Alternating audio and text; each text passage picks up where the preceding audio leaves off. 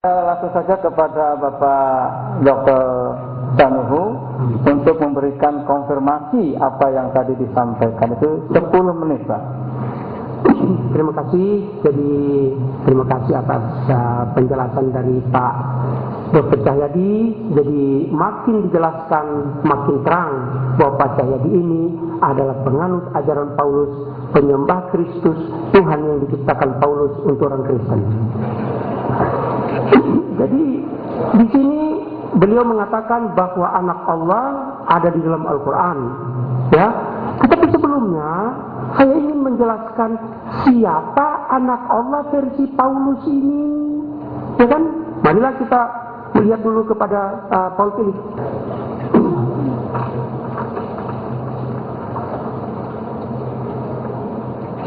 Di dalam Paul Philip ini, ya, dikatakan bahwa konsep anak Allah itu adalah konsep penyembah berhala. The concept of the Son of God is a pagan concept. God of pagan procreated Son on earth. Jadi Tuhan daripada Tuhan daripada penyembah berhala itu beranak di dunia. Inilah konsep yang di Kristen. Ya, dikatakan. Ya. Nah, bagaimana konsep ini sehingga Tuhan itu punya anak? Karena Yesus ini di dalam Alkitab kelahirannya berbeda dengan yang lain. Kalau yang lain itu manusia diciptakan dengan konsep kun fayakun, bagi kita termasuk Yesus pun kun fayakun. Idza qada amran, ya kan?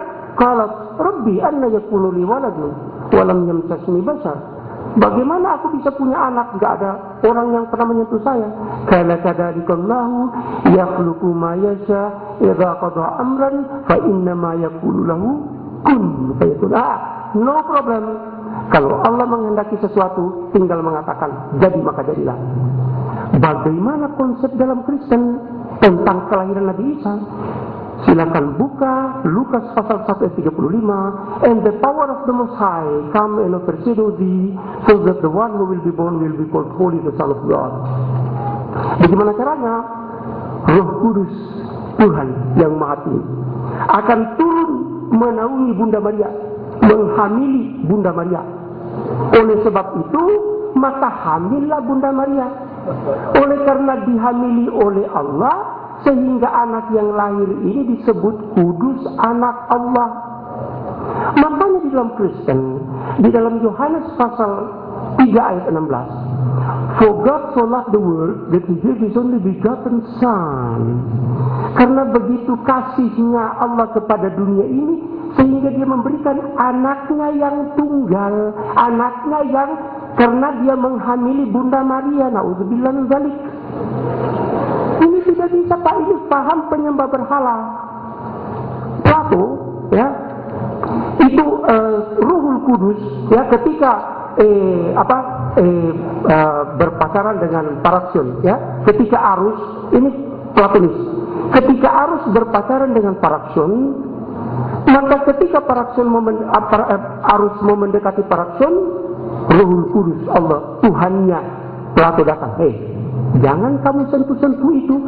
Saya sudah hamili. Persis sama dengan cerita dalam Injil Lukas dan Matius. Begitu, Pak. Nah, sehingga setelah lahir Plato, baru harus berhubungan dengan Paraksion. Cerita faham Platonis ini ditransfer ke dalam Injil, ke dalam Kristen, di dalam Lukas pasal 1 ayat 35. Jadi, konsep ini adalah konsep ajaran penyembah berhala, bahwa anak Allah. Ini dijelaskan dalam kitab Paul Philip, kemudian dalam Fredrickson. Ini di dalam Paula Fredrickson halaman 126. Ya. Son of God, ya. Son of God, in other words, is an ancient phrase native to Jewish tradition designated for human Messiah. Such a phrase signals the imitation relation between God and between God and the designer. Jadi ada anak Allah dalam Yahudi itu menjelaskan hubungan yang artinya dekat, anak Allah kekasih Allah, tapi bukan anak seperti yang dijelaskan di dalam Matius pasal 1 Lukas pasal 1 ayat 35. Kemudian mengapa demikian anak Allah? Karena Kristen menginginkan mau melihat Allah itu anaknya itu berjalan-jalan di dunia. Saya perlihatkan di halaman 44. Ya. Di sini dikatakan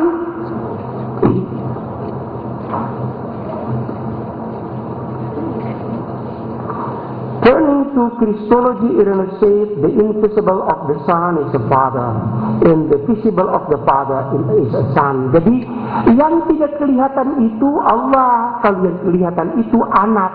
Jadi ini anak Allah. Jadi anaknya Allah cuma satu. Mengapa? Karena kalau anaknya nanti banyak, nanti kemudian bisa kawin-mawin, akan ada lagi cucunya Allah. Selanjutnya, Pak Cahyadi mengatakan 1 menit lagi, Pak.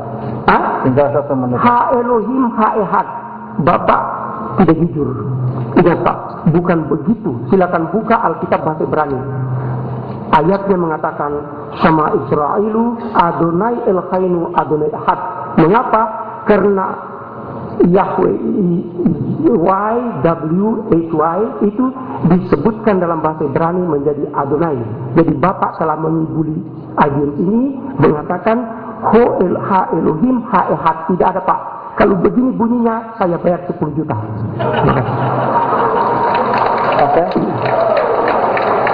Yang berikut, Bapak mengatakan bahwa coba tolong peserta jangan bertepuk tangan.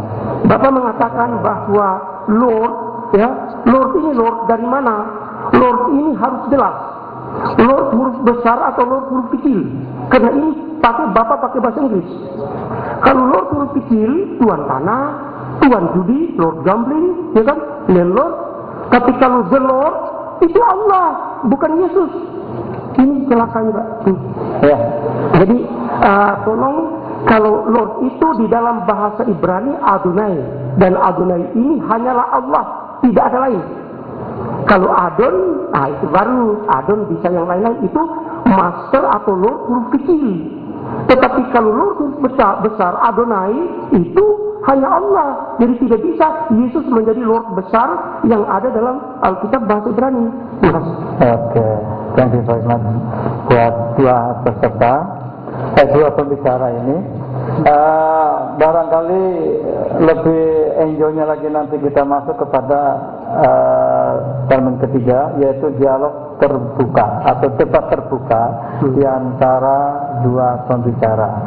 Nah, barangkali untuk supaya fresh begitu, kami persilakan untuk break sebentar, sekarang 2 menit lah, silakan. Kita masuk langsung kepada session ketiga, yaitu dialog terbuka atau debat terbuka. Oke, langsung saja kepada Bapak Pendeta. 1 menit dialog ini, Pak. Hanya nanti saya beri waktu paling tidak 1 menit bertanya, kemudian 3 menit menjawab. 1 menit bertanya, 3 menit menjawab. Nah, kami persilakan kepada pembicara dari Bapak Pendeta Cahyadi untuk bertanya kepada